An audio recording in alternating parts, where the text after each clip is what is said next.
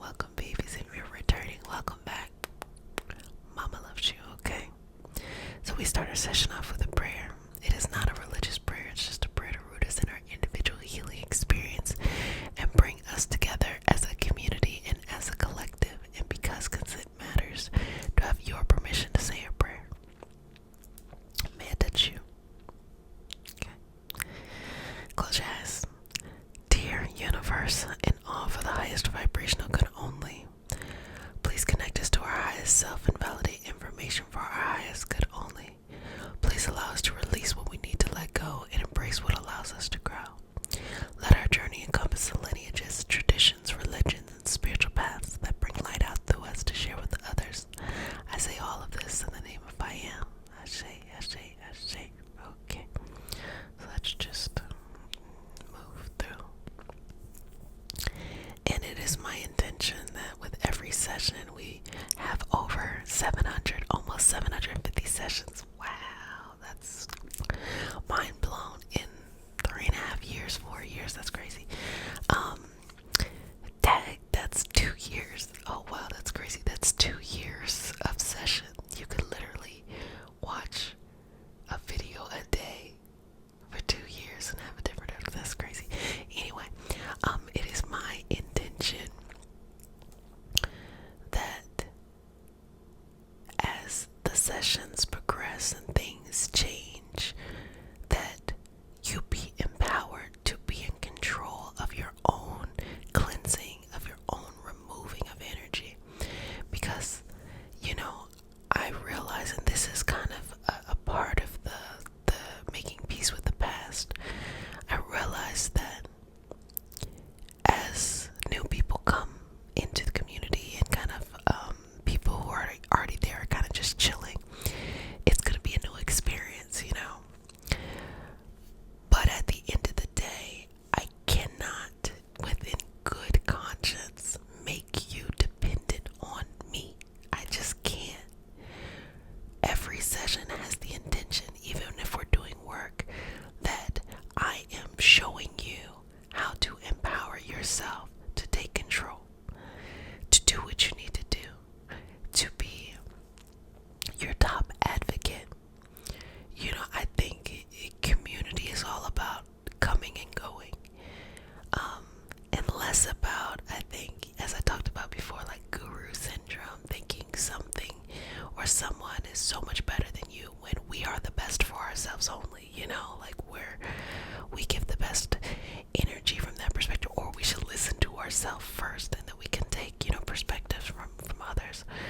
But also, at the end of the day, you will know much better than I will what is best for you. And my intention is to show you how to take away all of that kind of the blinders and the obstacles so you can clearly see and you can just run with it. And then we get to another level where it's just like, okay, then it becomes mind training and mindset training of, in order to get to a new stage that I haven't been at before, even if nothing is going wrong in life, but I want to get to a new stage. What does that look like? How is that?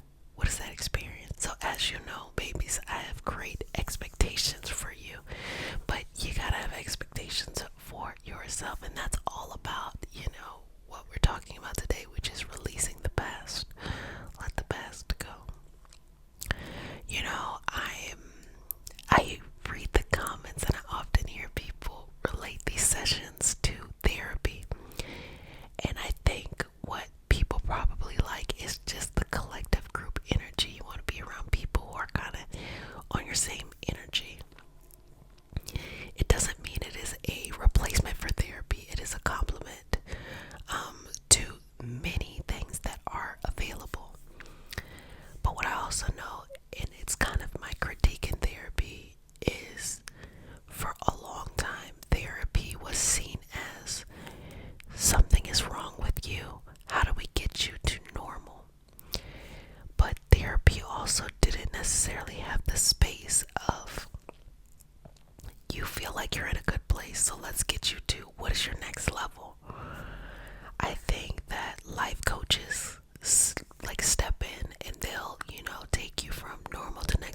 or sometimes when you're going through things, they'll take you from there to next level. But it also kind of bothers me a little bit that, therapists are highly regulated. You need to go to school, you need to have credentials, which I think is a good thing. Life coach is not necessarily, you don't really need any credentials to be a life coach. But yet, both can be successful, both can be meaningful, both can be successful, both can be meaningful, both can have, areas of issues. Like, for example, I feel like because in therapy things are so rigid, there's not enough room for the therapist who is like, look, I have enough experience here. I'm just gonna go off and, build people the way I think they should be built, because what are they gonna do? They're gonna threaten your license, your credentials, and stuff like that. I think people still do it, but we need to be encouraging those people to grow and expand. Also making sure that healthcare providers, mental health advocates have their own strong support systems, because I think with this shift in therapy, people think that their therapists are their friends, and they're not. And I think it kind of creates a further issue of one-sided relationships. So if somebody is coming into, a session with a therapist, and they have always had to kind of play the back burner, and the first time they get to come and they get to share their experience, and here it is, somebody is helping them, they may think that this person is their friend, but friend is a two-way street. There's a reason why you don't tell your closest friends every deep dark thing within you. It's a two-way street. First and foremost, I'm one of those friends where I'm like, I do not want to hear anything that's gonna stress me out today. I'm here to have a good time, okay? I'm one of those friends. And for the people that I'm closest to, we can, we can talk about deep things, but people know who are around me. If you're gonna talk about something that's real, deep, I need to hear that you are brainstorming options as well. But at the same time, when we look at therapists as a whole, it is a good thing that there are credentials. It is a good thing that these things are regulated, because what I notice, as I've talked about before with the guru syndrome, or even you can say like a life coach, people who don't necessarily have ethical concerns or ethics can really take advantage of people in difficult situations. Now, to go on the other side, where there's the life coach whose goal is really to get you to the next level. That's where we need to be. Not everything has to be trauma. And also, if we're conditioned in society to think that the only time we're allowed to seek therapy is when things are going wrong, versus how can I get to my next level, we will interpret things that aren't that bad as deeply crushing, because that's how we've been set up on a social way. Versus someone who is a life coach can get you to another level, can help you get past the fear. The problem is, with a lack of credentialing, I think that my biggest critique has to be just this blindness, this intersectional blindness. I've talked about this before. There's a difference between the individual and the systemic. And a lot of life coaches, they'll really master the individual and be like, I can build anything I want to. But then they have this erasure of the systemic. And if you come from a marginalized identity, it almost is like someone telling you, oh, that's not really happening, you're crazy. No, the reality is that is happening. You can find ways to weave around it, but make no mistake, it's happening. And I think life coaches are a little bit afraid to admit that it's happening, because it's like, as I said before, like the whole existential crisis, like, no, it's happening. Discriminatory things happen all the time, but that doesn't mean that you can't figure out how to weave through them. But that doesn't mean society still won't treat you, the way that you present. But that also doesn't mean that you have to live within society's expectations on yourself. So, in a perfect world, have both, or be open that you have different different seasons.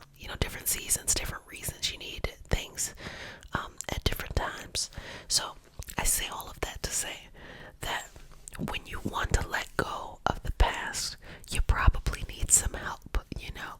You can work on it on your own, which is completely fine, but you have to have a little bit of discernment when you're reaching out to people for help and for guidance, and to set clear expectations. Also, when you're making peace with your past, understand that even though some things are cyclical, they may come up again. Leave the past in the past. It can be kind of addictive to ruminate. Ruminate means to sit and think about something over and over and over and over again. It can be very addictive to ruminate over these things that have happened in the past. Whether you're in your mind where you're like, yeah, they did me wrong, or in your mind where you're like, oh gosh, I can't believe I did X, Y, and Z. It can be very addictive because we live in a society that is very self-critical. But you gotta let that go. You have to disconnect your identity from that, and that also means you gotta disconnect yourself from people who do that too, because you can stop, but if the people in your life still do that, it'll be harder for you to change that behavior and that pattern. And when you're ready to let go of the past, you don't need any huge thing to happen. You simply can say, I'm ready to let go of this, and I'm going to create an environment in my life that reinforces my growth in the future. A lot of times people get so stuck in the past because they're afraid of the future. They're afraid of having to learn something new. The past may not be working, but it's familiar. The future, what is in front of you, has so much potential, but it can be intimidating, it can be challenging, it can be a little bit nervous. It's like being a kid all over again when you're already set in your routine ways. But if you want freedom, it is over there. I think about all the times in my life where I was so afraid of letting something or someone go. And from the perspective now, I'm like, thank God I let something or someone go, because I realized it was my old mindset, my old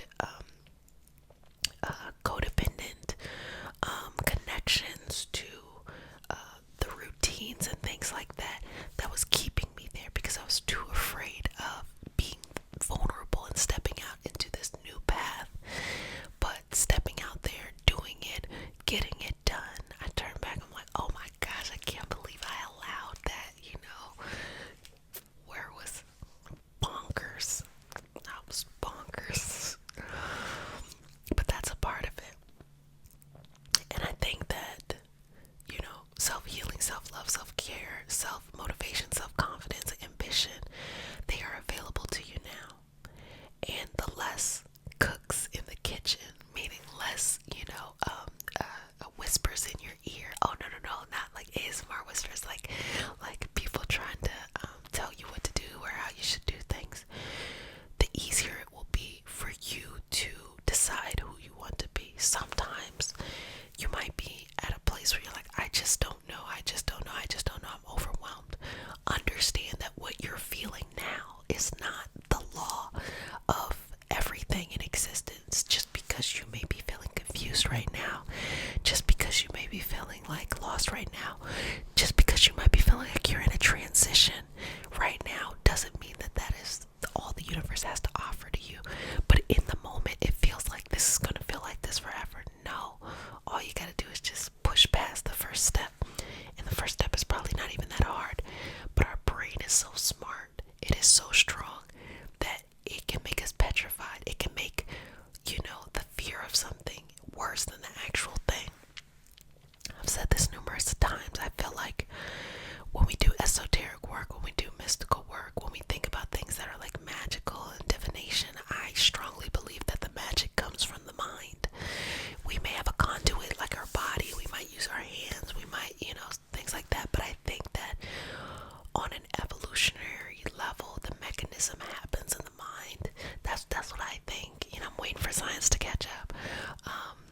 But I think that it happens in the mind, and it maybe signals to different receptors in various ways in our body to do X, Y, and Z. That's how strong our mind is. So if our mind is equally as strong to create that environment because we're unaware of how to use our mind, then on the other side, our mind is equally as strong to create the environment that we want. We're aware to use our mind. And I'm telling you, as someone who has been on this journey for quite a long time, as someone who has been interested in esoteric things, health things, wellness, spiritual, religion, all of these things in this esoteric wellness field, as someone who's like experienced those things, it is up to you to decide what is important to you, that what is your standards, to set the standards for yourself. If you're looking for an answer outside of yourself, you're never going to be able to find it. You won't. That's okay. Because it lets you know that even if you're confused right now, even if you're like, I don't know what I'm doing, where I'm going, just know that even in this confusion, even in sadness, anxiety, depression, even stagnation doesn't even have to be extreme as those traumas. Stagnation, just things aren't moving the way you thought they should move. Even in all of that, the answer is still within you. And you just have to pull back those layers in order to get to the answer. But within you in that moment, the answer resides. It's oh my gosh, I started thinking where the money resides. Even within you, the answer resides in that moment. So all you gotta do is create the environment where you can be calm enough to release the old patterns and to embrace what it is that you want your life to be. And I'm going to keep it very real with you. That comes with a certain level of independence. If you're financially dependent on friends, family, or relationship, it's really, really, really, really extremely hard to separate yourself from those dynamics. So sometimes you gotta figure out, you gotta be like, okay, what do I need to do in order to create my little world?